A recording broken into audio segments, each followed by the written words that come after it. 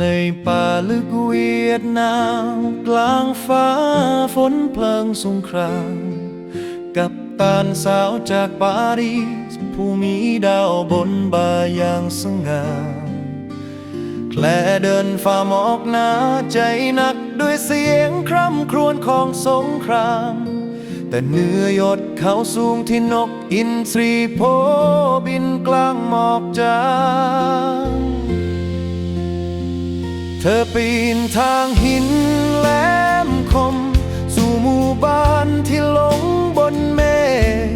ที่ซึ่งสัตว์แห่งคุณเขาชาวมองปกครองด้วยใจอ่อนโยนที่นั่นเธอพบแทงโกยัง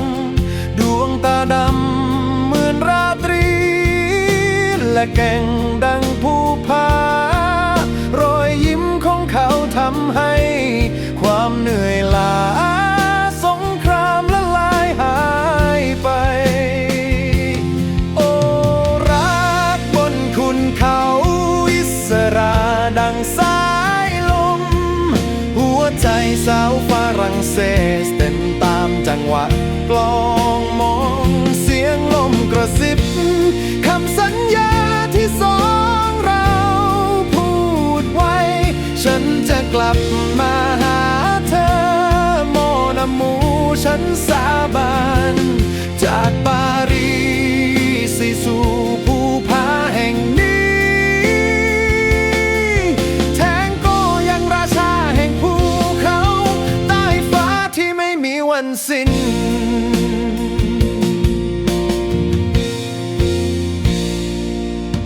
คืนริมกองไฟสองเราเต้นรำพายใต้แสงดาวเธอลืมชุดทหารเข้ามือหยาบกรานจากดินและภูเขา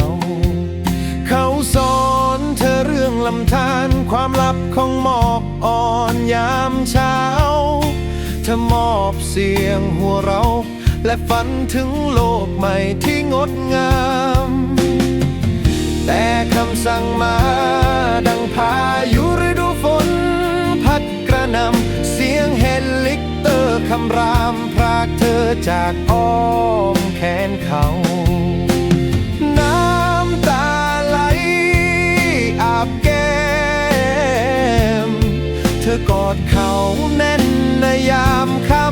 ำวิเตอร์หรือยันไรไม่นานหรอกรักฉันจะกลับมาหาเธอโอ้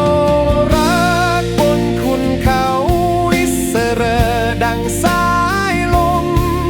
หัวใจสาวฝรั่งเศสเต้นตามจังหวะกลองมองเสียงลมกระซิบคำสัญญาที่สองเราพูดไว้ฉันจะกลับมาหาเธอโมนามูฉันสาบานจากปารีสสู่ภูผาแห่งนี้แทงโกยังราชาแห่งภูเขาใต้ฟ้าที่ไม่มีวันสิ้น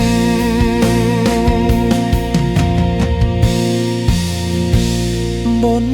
ถนนริมแม่น้ำแสนเธอยังฝันได้ยินเสียงเขาเรียกเสียงคลุยลอยมากับสายลมเหนือสันเขาวันไกลโพ้นโบผมสีแดงที่เธอทิ้งไว้บนผ้าทอของเขาสักวันหนึ่งเธอจะกลับมาและโลกของเราจะไม่พรากจากกันอี